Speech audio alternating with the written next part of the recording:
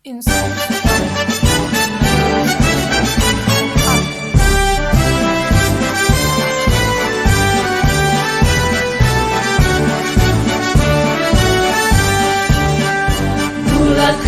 tekad kuatkan hati, negeri ini memanggilmu kawan, belajar bergerak. Bismillahirrahmanirrahim. Assalamualaikum warahmatullahi wabarakatuh. Puji dan syukur marilah sama-sama kita ucapkan kehadiran Allah Subhanahu wa taala yang telah melimpahkan rahmat dan nikmatnya kepada kita bersama sehingga kita dapat berkumpul dalam rangka diseminasi budaya positif, penyebaran pemahaman dan penerapan budaya positif di UPTD SD Negeri 01 Balai Panjang. Selamat beserta salam tak lupa pula kita kirimkan kepada Nabi besar Muhammad SAW. Semoga dengan seringnya berselawat kita akan mendapatkan syafaat nantinya. Yang sama-sama kita hormati Bapak Kepala UPTD SD Negeri 01 Balai Panjang, teristimewa kepada Bapak Ibu rekan-rekan majelis guru yang telah meluangkan waktunya untuk mengikuti kegiatan diseminasi ini. Sebelum kita memulai acara, saya izinkan saya untuk berpantun sedikit. Agar silaturahmi tidak terputus, apa sambungannya kira? Pinjam dulu 100. Supaya kegiatan diseminasi budaya positif kita berjalan mulus, saya mohon Bapak dan Ibu mengikutinya dengan fokus. Ya, tepuk tangan dikit dulu. Ya, baiklah Bapak Ibu, perkenalkan. Perkenalkan di sini masih dalam rangka kegiatan pendidikan program Guru Penggerak dengan fasilitator Ibu Indah Tuanti Mugianti dan Ibu pengajar praktek Ibu Sahelma Bismillah. Saya sebagai CGP Angkatan 10 Kabupaten 50 Kota. Adapun materi kita pada penyebaran budaya positif kali ini terlihat materinya begitu padat ya Bapak Ibu. Ada 7 materi pokok. Yang pertama perubahan paradigma belajar, yang kedua disiplin positif, yang ketiga kebutuhan dasar manusia, yang keempat motivasi perilaku manusia, yang kelima posisi kontrol, restitusi, keenam keyakinan kelas, dan yang terakhir segitiga restitusi. Kita masuk materi pertama yaitu perubahan paradigma belajar. Nah, pada perubahan paradigma belajar ini kita ada mengenal pembelajaran dengan paradigma baru. Pelajaran dengan paradigma baru ini dirancang berdasarkan prinsip pembelajaran berdiferensiasi, sangat sesuai sekali dengan kurikulum Merdeka yang sudah kita terapkan sekarang. Sudah 2 tahun dan insya Allah besok kita semua tingkat, semua fase akan menerapkan kurikulum Merdeka. Sehingga setiap siswa belajar sesuai dengan kebutuhan dari tahap perkembangannya untuk mewujudkan profil pelajar Pancasila. Nah, jadi yang kita tujukan adalah peserta didik itu dia menjiwai atau bisa mengamalkan 2 elemen-elemen atau dimensi pada profil pelajar Pancasila. Masih ingat Bapak dan Ibu profil pelajar Pancasila? Nah, ini dia sudah kita tampilkan di slide. Profil pelajar Pancasila ini ada 6 dimensinya. Dimensi yang pertama yaitu beriman dan bertakwa kepada Tuhan Yang Maha Esa dan berakhlak mulia. Jadi berakhlak mulia itu bukan terpisah dengan beriman dan bertakwa. Dia satu paket, merupakan satu dimensi. Yang kedua, berkebinekaan global, bagaimana kita menghargai perbedaan. Terus yang ketiga ada gotong royong, yang keempat kreatif, 5 bernalar kritis, dan keenam mandiri. Inilah yang merupakan cita-cita atau tujuan yang akan kita wujudkan dengan dalam paradigma belajar yang baru. Lanjut Ira. Baik.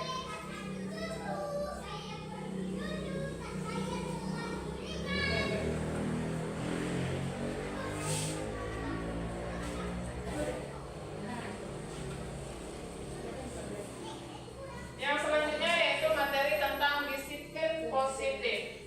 Pernahkah Bapak Ibu mendengar disiplin positif? Nah, pernah. Samakah disiplin positif itu dengan disiplin yang sering kita laksanakan di sekolah? Sama atau tidak Bapak Ibu? Bisa sama, bisa ada yang tidak. Bisa sama, bisa tidak. Nah, sekarang kita lihat. Dalam budaya kita, disiplin itu dimaknai menjadi sesuatu yang dilakukan oleh seseorang kepada orang lain untuk mendapatkan kepatuhan. Kita cenderung menghubungkan kata disiplin dengan ketidaknyamanan. Nah, di sini ketemu dengan individu yang Bu Awe. Waktu kita merumuskan prakarsa perubahan bersama, nah salah satu yang menjadi permasalahan bagi kita adalah disiplin itu sangat berkaitan dengan ketidaknyamanan. Nah, disiplin itu dia berusaha untuk mewujudkan bagaimana supaya peserta didik kita itu mendapatkan kepatuhan. Sebagai pendidik, tujuan kita adalah menciptakan anak-anak yang memiliki disiplin diri sehingga mereka berperilaku dengan mengacu pada nilai-nilai kebajikan universal. Nilai-nilai kebajikan itu apa yang kita tuju dari setiap sikap dan perilakunya. Dan memiliki motivasi intrinsik, bukan ekstrinsik. Kalau motivasinya intrinsik itu berarti sudah ada dalam dirinya masing-masing. Kalau ekstrinsik itu motivasinya masih berasal dari luar. Nah, sedangkan di sini kita ada mengenal disiplin positif. Pada platform Merdeka Mengajar kita juga disuguhkan dengan topik disiplin positif ini. Disiplin positif merupakan salah satu cara penerapan disiplin yang bertujuan untuk menumbuhkan kesadaran dan memberdayakan anak untuk melakukan sesuatu tanpa sogokan, tanpa ancam-ancaman maupun hukuman. Nah, di sini sudah terlihat bedanya antara disiplin dengan disiplin positif. Kalau disiplin tujuannya untuk mendapatkan kepatuhan sehingga anak merasa tidak nyaman. Sedangkan kalau disiplin positif ini merupakan salah satu upaya kita untuk mewujudkan disiplin. Tapi istimewanya di sini, disiplin positif itu dia menumbuhkan kesadaran. Jadi dia sudah mempunyai motivasi intrinsik. Nah, di sana kita tanpa peserta didik melakukan disiplin itu tanpa harus kita suruh-suruh, tanpa harus diancam. Awas ya, kalau tidak buat PR nanti dihukum. Nah, kalau kita seperti itu berarti kita belum menerapkan disiplin positif. Nah, dalam disiplin positif juga hukuman itu diminimalisir. Nah, kita lanjut dulu, Ira. Nah, budaya positif yang ini contohnya penerapan budaya positif yang ada di sekolah kita. Nah, contohnya ini ada merumuskan keyakinan kelas. Ini contoh keyakinan kelas yang sudah dirumuskan. Itu merupakan salah satu program untuk mewujudkan disiplin positif tadi. Dengan adanya keyakinan kelas seperti yang ini ya Bu ya. Nanti kita juga akan membahas tentang keyakinan kelas. Dengan adanya disiplin positif, kita akan mudah untuk menciptakan budaya positif yang ada di satuan pendidikan kita. Nah, itu di sana contohnya kita ada kegiatan gotong royong. Ini menunjukkan nilai-nilai religius saat anak berdoa. Nah, ini budaya antri. Nah, yang terakhir itu contoh pengintegrasian teknologi dalam pembelajaran seperti visi kita kemarin. Lanjut kita. Lanjut, materi selanjutnya adalah kebutuhan dasar manusia. Kebutuhan dasar manusia ini hal-hal apa saja yang mendasari seorang anak berperilaku baik atau buruknya. Nah, di sini ada 5 kebutuhan dasar manusia. Yang pertama untuk bertahan hidup. Yang kedua untuk mendapatkan kasih sayang dan rasa diterima. Yang ketiga untuk penguasaan. Yang keempat untuk kebebasan. Yang kelima untuk kesenangan. Nah, misalnya kita di sekolah ada satu kasus, misalnya si Alif, rajanya kelas 5. Si Alif ini umpama saja ya, bukan kenyataannya. Alif sering meminta makanan kepada temannya secara paksa. Pada saat jam makan siang, Alif sering merebut makanan temannya secara paksa. Nah, ternyata Alif ini melakukannya itu karena di rumah memang tidak ada lagi yang akan dimakan. Orang tuanya tidak ada yang mengurus makan siangnya. Berarti motif dia melakukan merebut makanan kawannya itu atas dasar apa? Iya, untuk bertahan hidup, untuk mendapatkan makanan dan minuman supaya dia bisa terus melanjutkan hidup. Ya, bagaimana kalau dia tidak merampas? Mungkin dia tidak menemukan cara lain. Itu motifnya. Nah, apabila misalnya si Alif tadi dia iseng aja, dia melakukan Alif. Kenapa tadi Alif merebut makanan teman? Ada Bu, iseng aja. Senang lihat mukanya Riani, lucu Bu, waktu saya ambil makanannya. Nah, kalau misalnya seperti itu alasan Alif tadi, berarti kira-kira kebutuhan dasar mana yang ingin dipenuhi oleh si Alif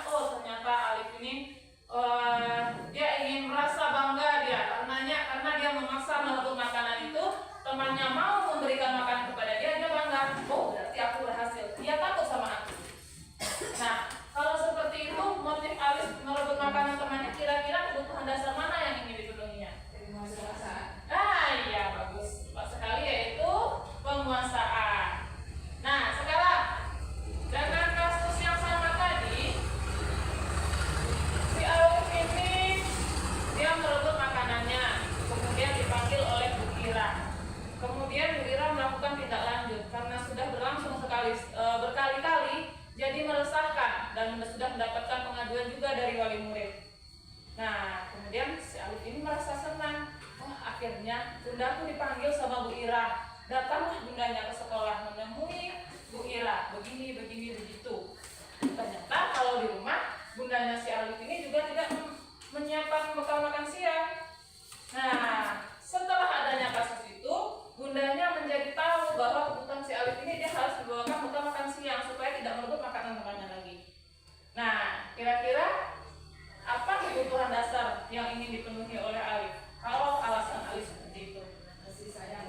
Nah, dia ingin mendapatkan kasih sayang. Dia ingin mendapatkan kasih sayang dari orang tuanya. Karena selama ini dia mungkin kekurangan kasih sayang, kasih sayang. Nah, terus lagi yang mana lagi yang belum ya? Nah, kebebasan.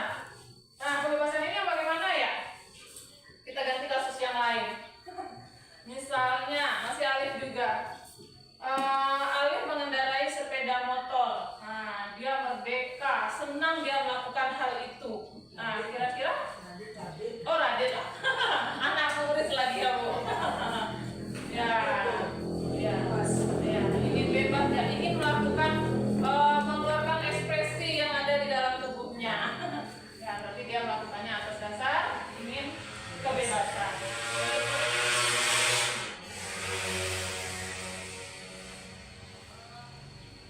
Nah, ada sedikit kuis tentang kebutuhan dasar, tapi ini kuisnya belum interaktif.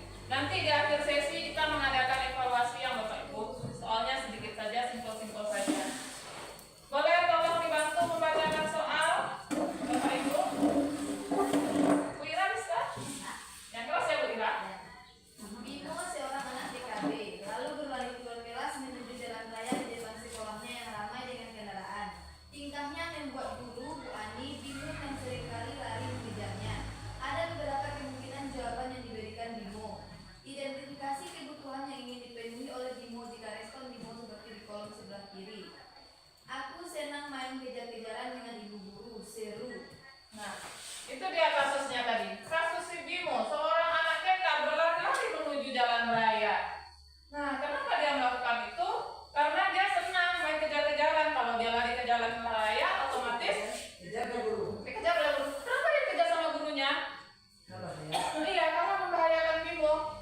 Nah, dari kasus itu kira-kira motivasi Bimo ini yang mana, Bapak Ibu? Iya, kesenangan. Sudah ada kata kuncinya ya, Bu? Nah, aku senang. Berarti dia ingin memenuhi kebutuhan dasar kesenangan. Lanjut, Bu. Soal kedua, Bu Eti. Dinda anak 3 SD. Begitu tiba di rumah sepulang dari sekolah, menangis dan mengadu pada ibunya bahwa dia benci pada Ibu Rani, gurunya. Menurut Anda, kebutuhan apa yang berusaha dipenuhi oleh Dinda jika jawabannya seperti ini? Ibu guru bilang, aku tidak boleh bersenandung sewaktu mengerjakan tugas. Katanya kelas harus tenang, tidak ada salah. Kan gak seru jadinya. Nah, ini lagi kasus yang berbeda dari tadi.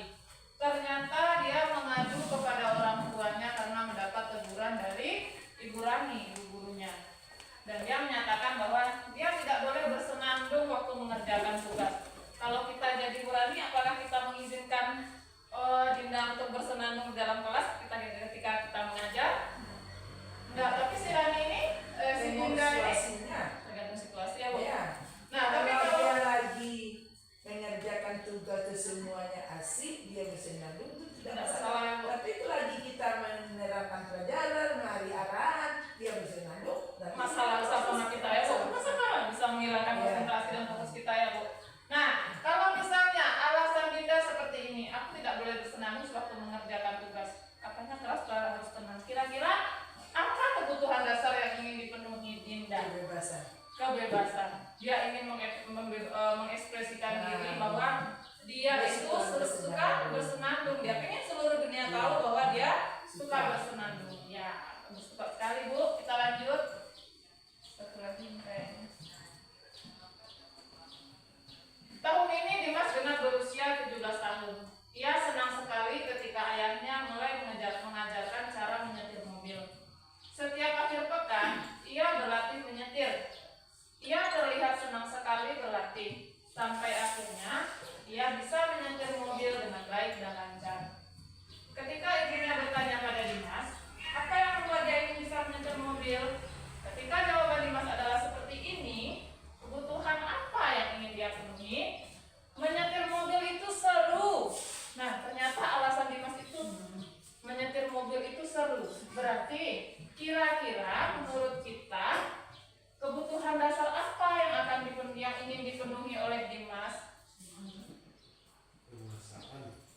penguasaan.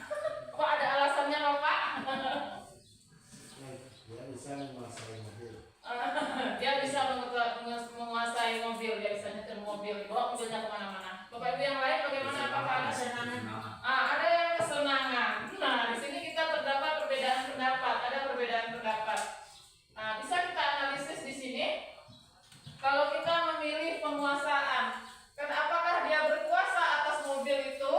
Ya. Kalau dari ilustrasi ini, Setelah dia berhasil menyetir mobil, dia itu menguasainya.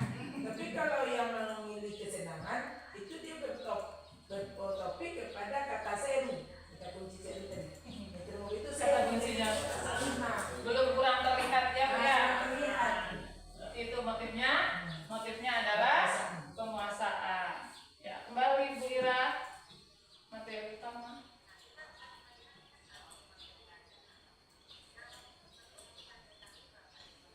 Lanjut kita poin keempat, yaitu motivasi perilaku manusia. Motivasi itu merupakan dorongan yang timbul pada diri seseorang secara sadar atau tidak sadar untuk melakukan tindakan dengan tujuan tertentu. Ada 3 motivasi manusia. Yang pertama, menghindari ketidaknyamanan dan hukuman. Di sini, murid melakukan disiplin diri karena takut dihukum. Dan ini merupakan motivasi intrinsik, belum berasal dari dirinya sendiri. Yang kedua, menghargai nilai-nilai kebajikan diri sendiri. Murid melakukan disiplin diri karena sadar akan nilai kebajikan dirinya. Ini merupakan motivasi intrinsik. Berarti murid kita sudah sadar, memiliki kesadaran dari dalam dirinya sendiri untuk melakukan tindakan disiplin positif. Yang ketiga, mendapatkan imbalan atau penghargaan dari orang lain. Di sini murid melakukan disiplin diri karena ia ingin mendapat imbalan. Nah, di sini motivasinya masih ekstrinsik. Dari ketiga motivasi ini, manakah yang sebaiknya ada pada diri peserta didik kita saat ini sesuai dengan paradigma perubahan belajar saat ini? Yang kedua, menghargai nilai-nilai kebajikan. Nah, ini merupakan motivasi tertinggi tingkat dewanya karena motivasinya itu sudah intrinsik, sudah berada pada diri peserta didik kita. Kalau yang dua ini masih ekstrinsik. Nah, seperti itu. Murid melakukan disiplin karena takut dihukum. Nah, misalnya kita menerapkan budaya positif untuk mengontrol sholat subuh anak kita ya Bapak Ibu. Nah, mungkin saja terkadang kita memberikan hukuman cabut rumput, mencabut rumput, membersihkan WC. Nah, keesokan harinya persentase peserta didik kita yang sholat subuh sudah semakin bertambah. Kenapa? Karena mereka takut membersihkan WC, takut cabut rumput dengan berbagai macam alasan. Nah, ini juga misalnya peserta didik kita menyapu kelas pada saat jam istirahat. Ternyata dia melakukan kenapa? Supaya dipuji sama ibu guru, bukan atas dasar karena dia memang cinta kebersihan. Kalau seperti itu berarti dia motivasinya masih ekstrinsik. Nah, bagaimana dengan yang motivasi intrinsik? Dia sudah menyadari akan nilai-nilai kebajikan yang ada di dalam dirinya. Misalnya, ada kalanya peserta didik kita menemukan uang terjatuh di halaman sekolah. Tidak ada yang melihat. Kemudian dia menyerahkannya kepada bapak dan ibu guru. Kenapa dia melakukan itu? Ya, karena dia sudah menyadari dalam dirinya pentingnya kejujuran. Sudah tahu dia apa dampaknya, apa akibatnya, apa manfaatnya. Dia sudah mengerti, paham akan hal itu. Nah, kita berharap semua peserta didik kita ini mempunyai motivasi intrinsik. Lanjut, Bu Ira.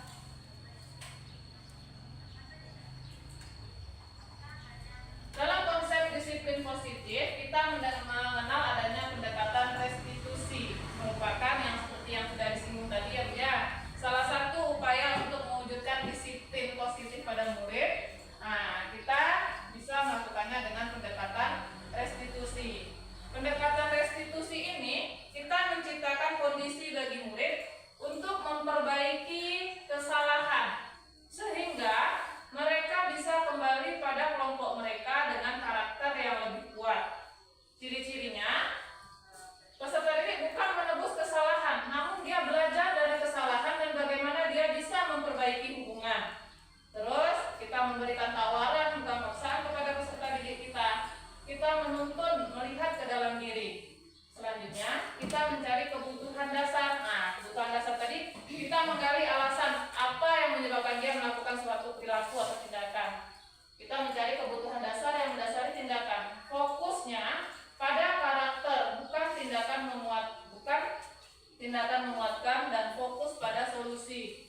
Nah, pada restitusi ini yang ingin kita bentuk itu adalah motivasi intrinsik dari peserta didik. Kalau kita tadi mengenal adanya motivasi ekstrinsik dan motivasi intrinsik. Dengan menerapkan segitiga restitusi nanti prakteknya, nah kita berharap peserta didik kita itu lambat laun akan mempunyai motivasi intrinsik. Mereka akan belajar bertanggung jawab terhadap dirinya, belajar bertanggung jawab atas perbuatan yang sudah mereka lakukan.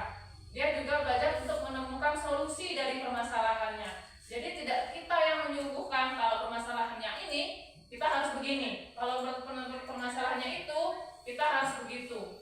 Solusinya itu kita hanya membimbing, menuntun peserta didik kita untuk menemukan solusinya. Lanjut, Bu. Nah, dalam disiplin positif kita mengenal adanya hukuman, konsekuensi, dan restitusi. Hukuman ini seperti yang kita curhatkan kemarin waktu PI. Hukuman itu sifatnya menyakitkan. Kenapa menyakitkan? Pernah kita mendengar kasus anak terlambat kita suruh keliling lapangan bola 7 keliling. Apakah itu menyenangkan bagi peserta didik kita? Nah, tidak.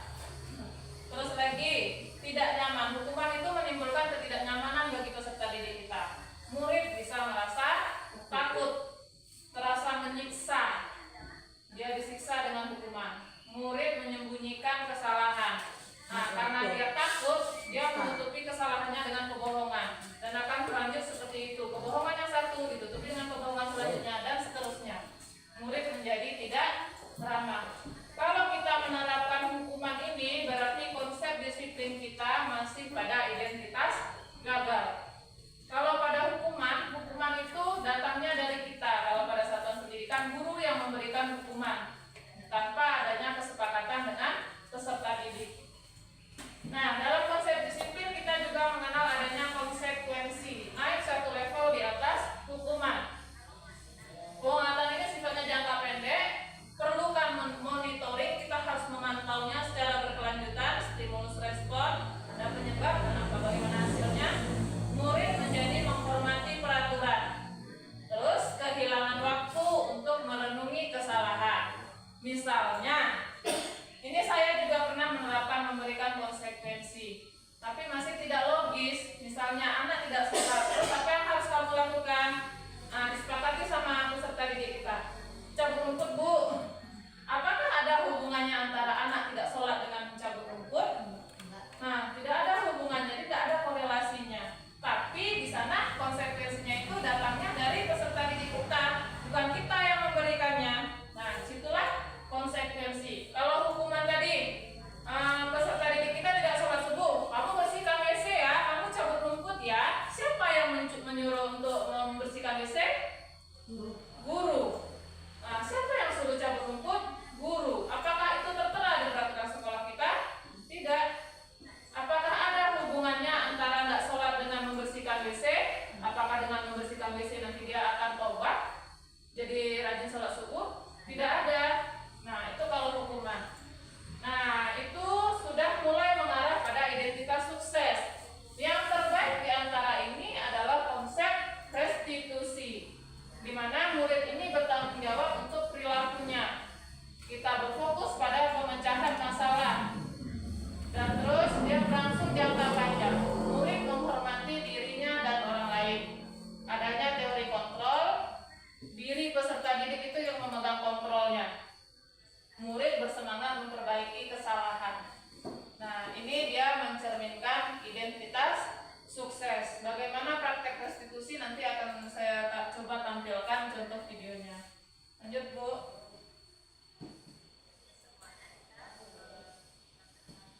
Perbedaan. Ini perbedaan antara hukuman, konsekuensi, dan restitusi. teman lainnya. Ini sangat sering kita temui dalam kehidupan sehari-hari ya Bu. Kalau hukuman, guru menghukum siswa tersebut membersihkan kamar mandi salah satunya. Guru marah dan siswa menjadi takut. Pernahkah kita melakukan ini? Pernah. Sama-sama pernah. Bu ini juga Bu. Yang kedua, konsekuensi.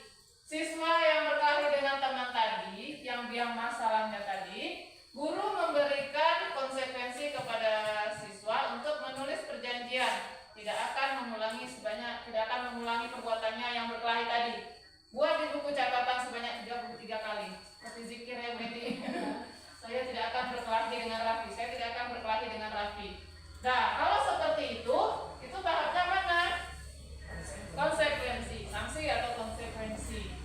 Nah, di sini guru tegas dan siswa menghormati. Kalau tadi hukuman membuat siswa menjadi takut. Nah, kalau pada konsep yang restitusi, itu yang mencerminkan identitas sukses tadi, guru menanyakan keyakinan kelas atau dirinya yang membantu siswa menyelesaikan masalahnya. Guru terbuka dan siswa menghormati dirinya dan orang lain. Nah, ini berbagi sedikit pengalaman ya Bu tentang keyakinan kelas. Ternyata kalau misalnya pada awal kurikulum Merdeka, kita dulu kan ada pelatihan yang bergabung ya Pak. Nah, khusus sekolah penyelenggara IKM level 2. Pada pelatihan yang kita dapatkan, pada awal tahun ajaran kita harus membuat kesepakatan kelas. Ternyata, di sana juga sudah saya buat kesepakatan kelas.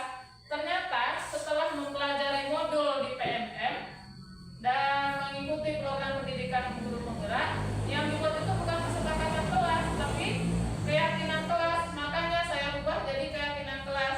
Tidak ada kata terlambat walaupun sudah sampai di ujung. Lumayan sangat bermanfaat menurut saya. Nah, di sini keyakinan kelas yang sudah kami susun dan sepakati bersama dan ditandatangani oleh peserta didik kelas 4 hanya 4 poin saja. Yang pertama, menjaga kebersihan dan keamanan, bersikap disiplin dan tanggung jawab, saling menghormati dan menyayangi, membiasakan 4 kata ajaib, tolong, terima kasih, maaf, dan permisi. Kenapa kami bisa merumuskan ini? Tekanannya membuat aturan dulu Bu, aturan apa saja yang ingin disepakati bersama siswa. Kita curah pendapat bersama-sama. Peserta didik menempelkan keinginannya, ingin kelas yang bagaimana, ditempelkan pada kertas post-it di depan. Kemudian yang sama nilai-nilai kebajikan yang dituju, misalnya tidak boleh berkelahi. Ada peserta didik yang buat seperti itu. Jika ada peserta didik kita yang memunculkan kalimat negatif, kita ubah itu dulu menjadi kalimat positif. Kalau tidak boleh berkelahi, seharusnya kalimat positifnya itu apa? Ya, bisa boleh, harus bersabar. Nah, harus menjaga kerukunan dengan teman. Nah, saling menghormati. Atau ada juga yang anak kelas 4 yang membuat tidak boleh buang sampah sembarangan. Nah, di sini saya membimbing peserta didik untuk mengarahkannya menjadi kalimat positif. Kalau kita tidak boleh buang sampah sembarangan, coba kita ubah lagi kalimatnya jadi kalimat positif. Apa yang seharusnya kalau kita tidak boleh buang sampah sembarangan? Berarti kita harus membuang sampah pada tempatnya. Nah, itu sudah menjadi kalimat positif. Nanti semua kalimat positif itu disatukan yang mengarah pada satu nilai kebajikan. Misalnya, yang harus membuang sampah pada tempatnya, menjaga kebersihan kelas atau piket kelas. Ada yang membuat seperti itu. Ada yang membuat tidak boleh mencoret-coret meja, harus membersihkan papan tulis. Itu diarahkan. Kira-kira nilai kebajikan apa yang dituju dari perbuatan itu? Yang dari sampah tadi, yang dari piket, yang coret-coret meja, yang bersihkan papan tulis. Disepakati menjadi satu nilai kebajikan universal. Nilai kebaikan yang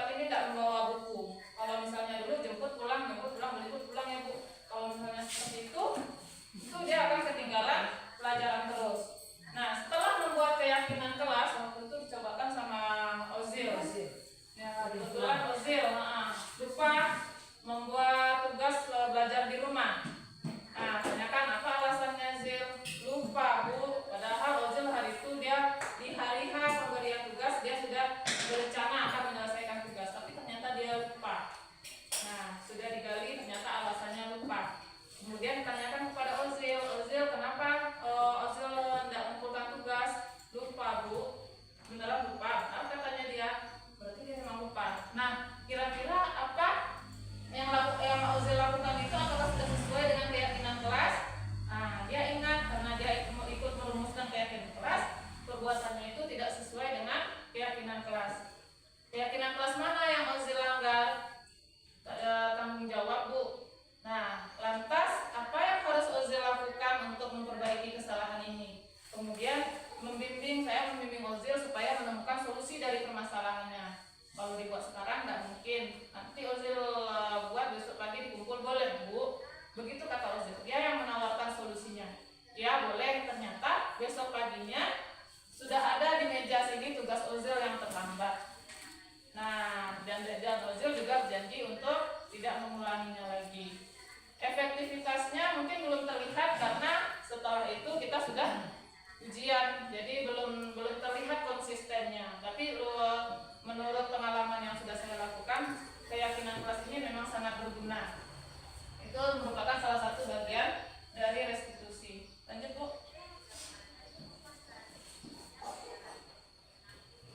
Nah, ini sekarang kita menetapkan mana yang merupakan hukuman, mana yang merupakan konsekuensi.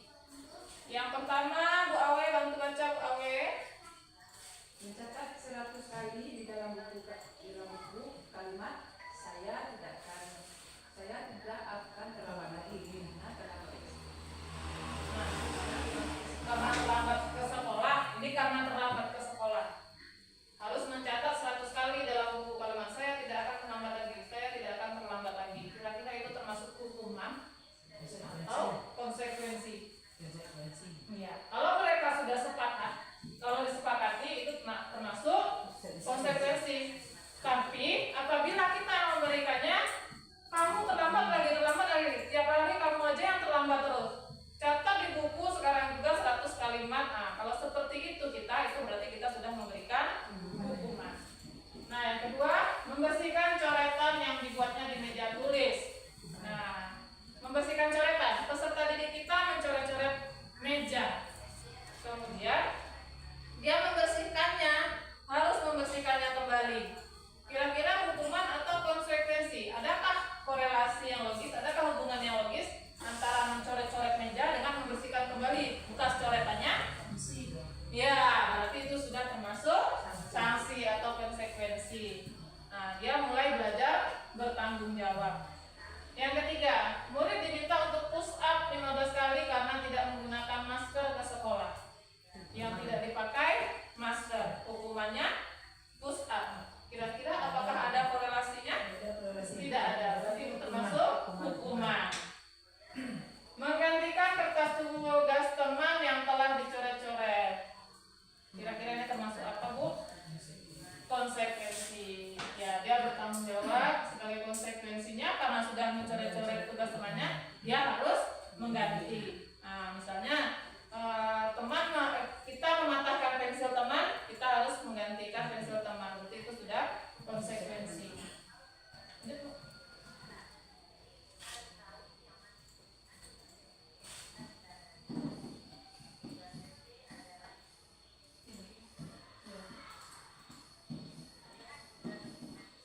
Nah, 5 posisi kontrol pada restitusi. Nah, sebagai pendidik, ternyata posisi kita itu ada 5. Ada sebagai penghukum, ada sebagai pembuat rasa bersalah, sebagai teman, sebagai pemantau, dan sebagai manajer. Ternyata dalam pendidikan juga ada manajer. Nah, kalau melihat judul-judulnya saja, kira-kira Bapak Ibu sudah memahami belum? Sudah tahu belum posisi kita kira-kira selama ini di mana? Penghukum tidak perlu dijawab dalam hati saja. Nah, terkadang kita sudah pernah berada pada posisi ini semuanya. Cuma yang posisi pada restitusi lengkap itu belum. Tapi kalau posisi yang 5 ini, saya yakin dan percaya pasti Bapak Ibu sudah pernah berada pada posisi itu. Nah, kita lihat satu-satu ya, Bu. Next.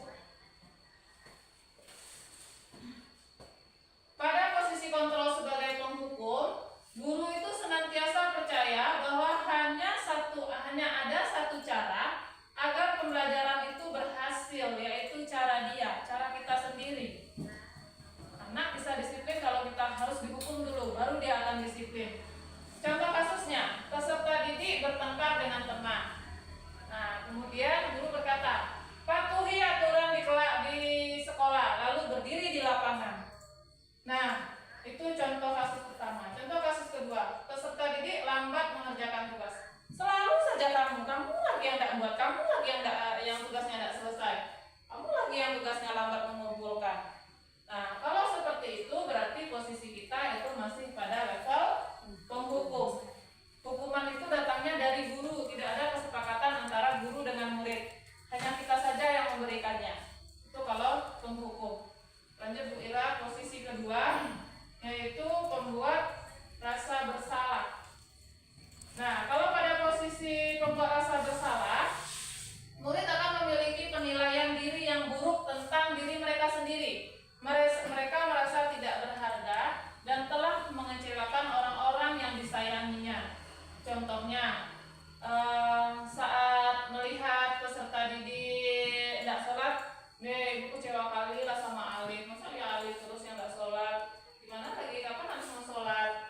Gimana coba nanti kalau Bunda Alif tahu masalah ini, kira-kira gimana? Nah, terus berapa kali ya ibu harus memberitahu kamu? Nah, kalau kalimat kita seperti ini, kita sudah sedikit di atas tadi posisi sebagai penghukum. Tapi pada posisi ini kita membuat murid itu merasa kecewa nanti dengan orang-orang yang disayanginya. Dia juga merasa tidak berharga. Nah, kita menumbuhkan kalimat kita itu menumbuhkan rasa bersalah. Sama dengan di rumah pun sebelum mempelajari ini, mungkin masih sekarang ada juga ya, kalau kita kepada anak mungkin menerapkan juga posisi pembuat rasa bersalah untuk menimbulkan kepatuhan kepada kita. Memangnya adik tak sayang sama mama, tidak mau sholat tuh. Nah, kalau seperti itu berarti kita masih pada posisi kontrol sebagai pembuat rasa bersalah. Lanjut Bu, pada posisi yang ketiga. Dalam posisi disiplin ada lagi posisi guru itu dia menempatkan dirinya sebagai teman. Nah, kalau sebagai teman, ini gurunya sudah persuasif, artinya mengajak. Namun hal negatifnya ada dari posisi teman ini. Apabila suatu saat nanti gurunya tidak membantunya, maka murid akan kecewa terhadap guru dan berkata, saya pikir ibu teman saya, ternyata tidak. Nah, contohnya, ayo bantulah demi ibu, ayo cepatlah buang sampahnya, masa nggak sayang sama ibu? Nah, seperti itu. Ingat nggak bantuan ibu selama ini? Nah, kalau seperti itu berarti posisi kontrol guru sebagai teman. Lanjut Bu, posisi kontrol yang keempat, yaitu sebagai pemantau. Nah, kalau posisi kontrol sebagai pemantau, di sini guru sangat mengandalkan perhitungan catatan dan data yang dapat digunakan sebagai bukti atas perilaku peserta didik. Nah, ini pengalaman juga bagi kita bersama juga ya Bu. Kita catat data anak yang tidak sholat subuh, apakah ada kemajuan atau enggak. Nah, saya juga begitu, posisi catatan anak yang tidak buat tugas, catatan anak yang nggak bawa buku, catatan anak yang terlambat. Datanya lengkap, judulnya untuk barang bukti, untuk dokumentasi itu pasti diperlukan. Kalau pada posisi itu berarti kita menempatkan diri sebagai pemantau. Nah, posisi yang selanjutnya yaitu sebagai manajer. Nah, posisi sebagai manajer ini diterapkan dalam praktek restitusi. Contoh kalimatnya, apa yang kita yakini, yang kita sepakati bersama? Apa yang akan kamu lakukan untuk memperbaiki masalah ini? Pada posisi ini, peserta didik bisa menjadi pribadi yang mandiri, merdeka, dan bertanggung jawab, serta menemukan solusi dari permasalahannya. Nah, dari 5 posisi kontrol itu, kira-kira mana yang berada pada level yang sedikit lebih tinggi dari yang lainnya? Mana yang terbaik untuk kita terapkan? Nah, teman Bu. Yang mana? Ada yang manajer, ada yang teman. Kira-kira mana yang paling tepat?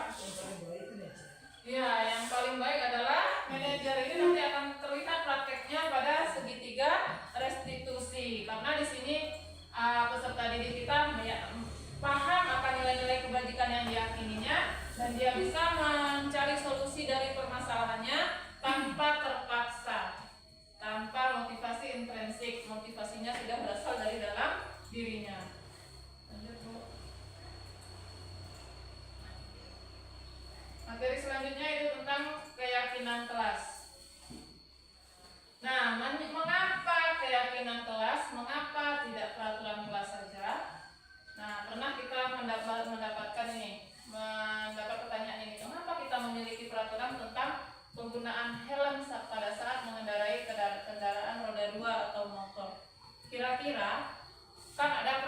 lalu lintas wajib menggunakan helm.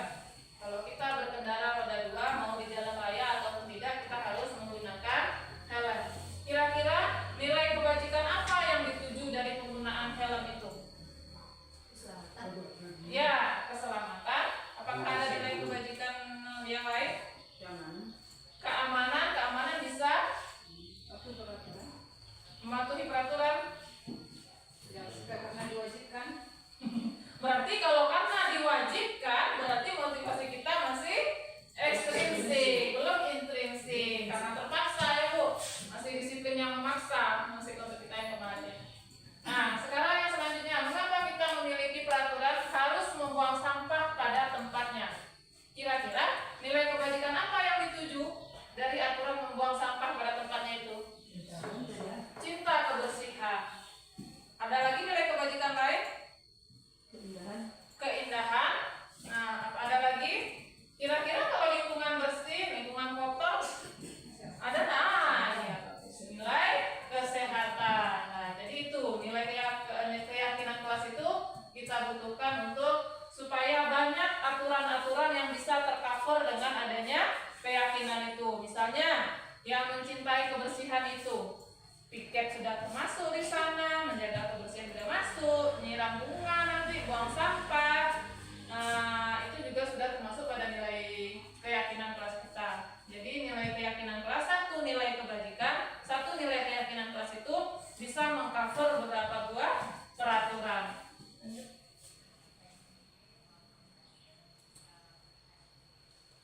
Nah, ini contoh dokumentasi kegiatan pembuatan keyakinan kelas bersama siswa kelas 4. Diawali dengan ini, peserta didik menyampaikan pendapatnya secara lisan dan tertulis tentang peraturan apa yang mereka inginkan, kondisi ideal seperti apa yang mereka harapkan dari kelas mereka.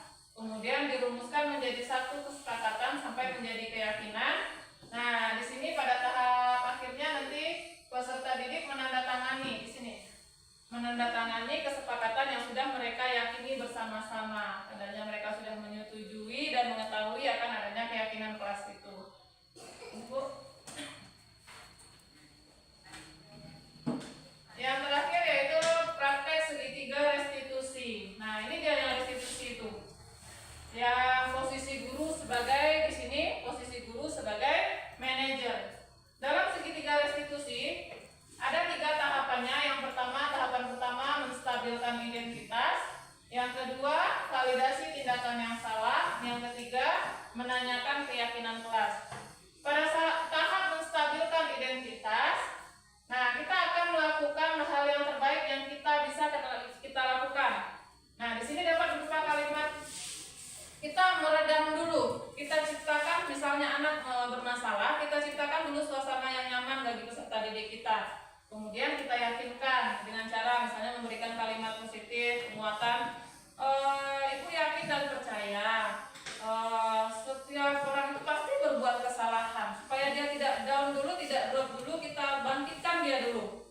Semua manusia pasti pernah berbuat salah. Ibu juga, itu berarti kita pada tahap menstabilkan identitas. Kemudian pada tahap validasi tindakan yang salah, semua perilaku memiliki alasan. Berarti di sini kita menanyakan apa alasannya melakukan perbuatan itu dan menanyakan keyakinannya. Yang terakhir menanyakan keyakinan. Keyakinan apakah perbuatannya itu sudah sesuai dengan keyakinan kelas kita atau belum. Kemudian kita bimbing, kita arahkan peserta didik itu untuk menemukan solusi yang bertanggung jawab. Contoh praktek segitiga restitusi next, Bu.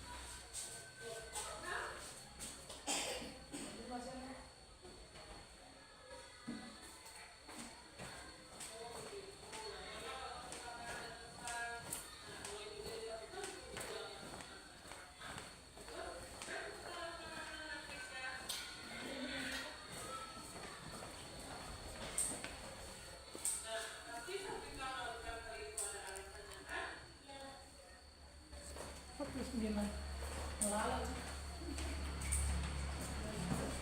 Nah, jelas kan?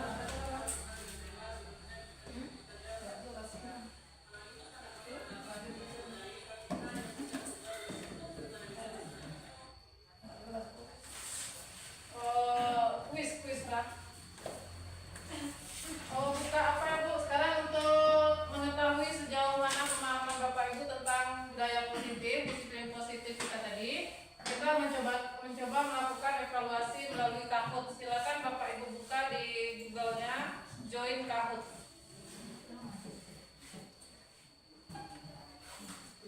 Ya, start. Ya, betul ya. Terus video yang oh, ya, terus. Ya. Di Google Bu, join Kahoot.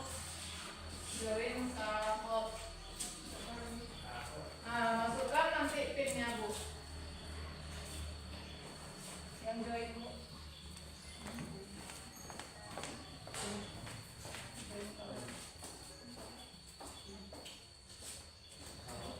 Ya Pak, Kahoot punya 2. Join Pak. Bener Pak ya.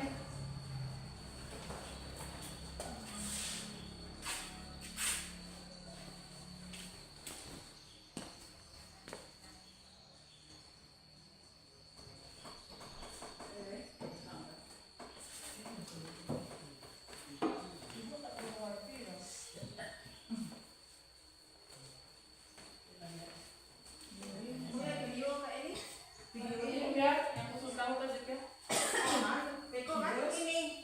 Ini. Gimpin ya. Nah, masukkan itu Bu, 528. Oh yang tuh. Nah ya. Lagi Kahoot.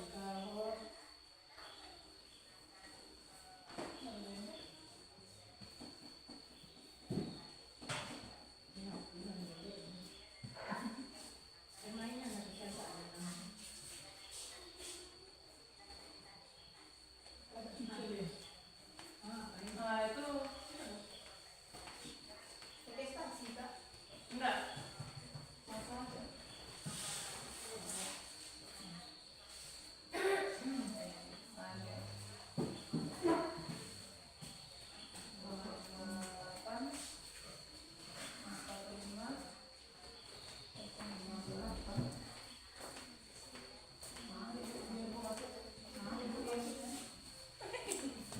Sebut. HLY udah masuk. HLY.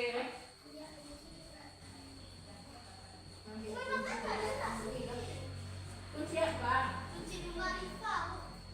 Tinggal di sini. Iya, sana. Sini. Gimana, Arifah? Arifah aja masuk.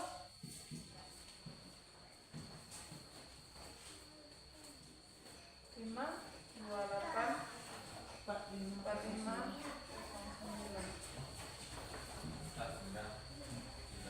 Nama panggilannya? Enggak apa-apa. Boleh nama sekarang itu lah, nama panjang boleh, nama pendek juga boleh. Nama siapa? Sama Ibu.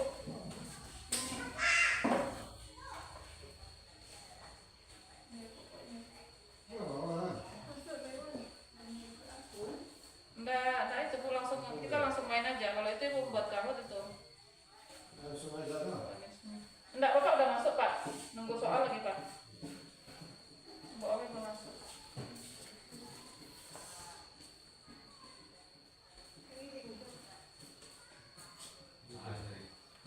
Join kamu Pak.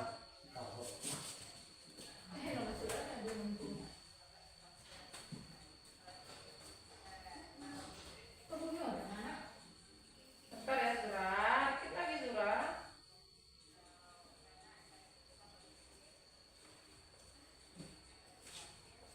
Pasarannya bisa terasa kira?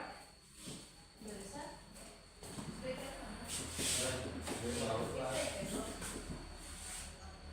Jadi kalau saya Enter game Pak.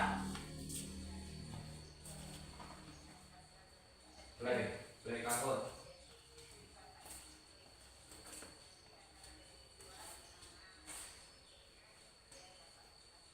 Pak.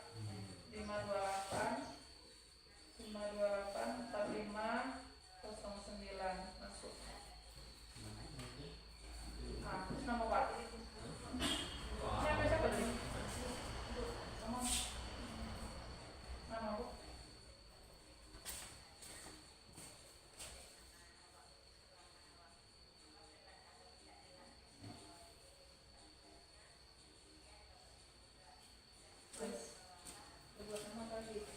Masuk Bu. Masuk lagi Bu.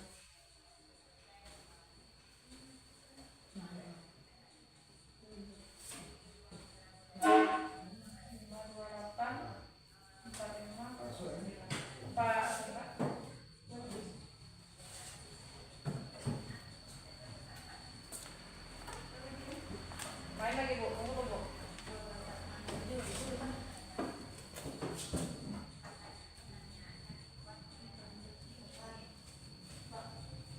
Oke Wira, Mulai. mulai Bu. Ya, nanti pilihan jawabannya disesuaikan sama yang tampil di layar ya Bu, bentuknya segitiga atau warna. Start. Dua pada main. Evaluasi budaya positif. Restorannya. Benar atau salah? Itu benar nanti. Pembelajaran dengan paradigma baru dirancang sesuai kebutuhan peserta didik untuk mewujudkan profil pelajar Pancasila. Benar atau salah? True, benar, false, salah. Silakan pilih jawabannya pada layar Bapak Ibu. True atau false? Ya, ini nilainya terbenar dan tercepat. Itu yang poinnya paling tinggi. Jadi kita harus cepat di sini. Kalau dalam kahut tidak laku, biar lambat asal selamat. Cepat dan tepat. Benar atau salah Bu? Benar, true, salah, false. Ya, 8 orang menjawab benar. Berarti semuanya sudah sangat paham. Tepuk tangan untuk kita semua. Next Bu Ira, pertanyaan kedua. Nah, lihat poinnya dulu. Oh, yang tertinggi Bapak. Bapak terbenar dan tercepat. Nah, lanjut Bu Ira. Ya, ini kuis berarti kita memilih. Disiplin positif merupakan salah satu cara penerapan disiplin yang bertujuan untuk mendapatkan penghargaan, menghindari hukuman, menumbuhkan kesadaran, mematuhi peraturan. Ayo Bu, pilih, sesuaikan aja warnanya. Mendapatkan penghargaan, menghindari hukuman, menumbuhkan kesadaran. Ya, 6 orang menjawab benar. Siapa ini? Cek. Benar. Ya, HL naik. Nggak mau balas cepat dia lagi. Next. Ya Bu, wah, harus ganti HP lagi Bu, W1. Lanjut pertanyaan ketiga. Benar atau salah? Hukuman merupakan konsep disiplin dengan identitas gagal. True, benar, false, salah. Hukuman identitas gagal. Ah, 50-50. Hukuman itu identitas gagal atau identitas sukses?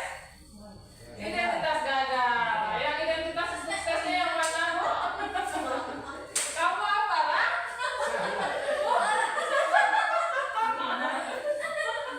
Sukses Mira dengan hukuman.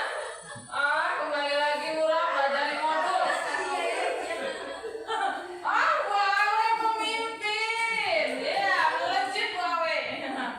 Ya, jadi hukuman itu merupakan identitas gagal. Ya, benar. Ya, Bu. Ya, Bu Ira, efektius. Kuis, motivasi intrinsik yang mendorong perilaku manusia. Mana yang termasuk motivasi intrinsik? Menghindari ketidaknyamanan dan hukuman, menghargai nilai-nilai kebajikan diri sendiri, mendapatkan imbalan atau penghargaan dari orang lain. Semua jawaban benar. Yang intrinsik yang dari dalam diri.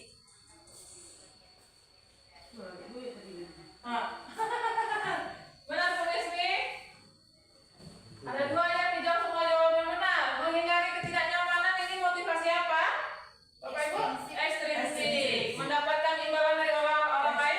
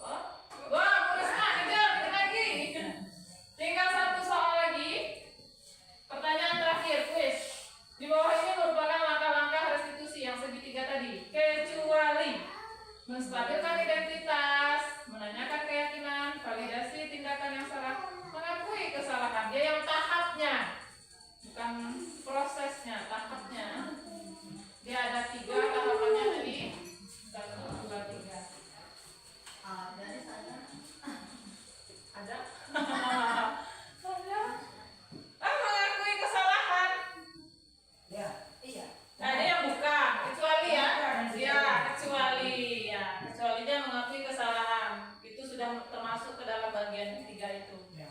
Ya, kita cek siapakah pemenangnya. Juara 3 Fitriani, juara 2 Risma. Pia Sorot ya, juara Pia. Sorot Pia.